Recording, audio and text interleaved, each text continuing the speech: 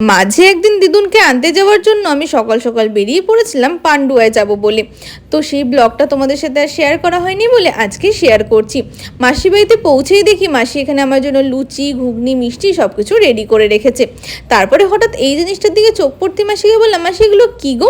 বললো, দেখ তোর ভাই অনলাইন থেকে মলাট কিনেছে, এরকম মলাট কোনো দিন দেখেছিস? আমি বললাম, না মাসি, সত্যিই দেখিনি। আমার সারা জীবন ওই নীল আর অরেঞ্জ কালারের মলাট দেখেই চলে গেল। সবকটা বই আমি বসে বসে মলাট দিচ্ছিলাম, আমার এত ভালো লাগছিলো, বেশ সুন্দরও লাগছিল কিন্তু দেখতে। তারপর খেতে বসে দেখি মাসি এত কিছু রান্না করেছে। এবার তোমাদের সাথে আস্তে আস্তে শেয়ার করি মাসি কী কী রান্না করেছিল আজকে।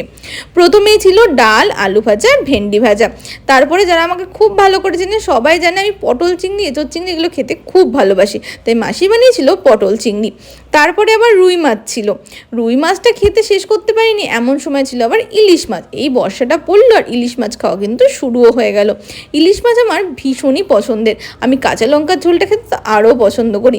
শেষ হয়েছিল চিংড়ি মাছ দিয়ে। খাওয়া দাওয়া করে একটু বিশ্রাম নিয়ে বিকেলবেলা বেরিয়ে পড়েছিলাম নবদ্বীপে আসার জন্য।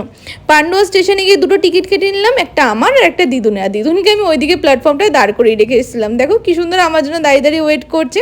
এদিকে আমি বাদাম খেতে খেতে আর দিদুন বাইরের ভিউ এনজয় করতে করতে চলে যাচ্ছিলাম নবদ্বীপ।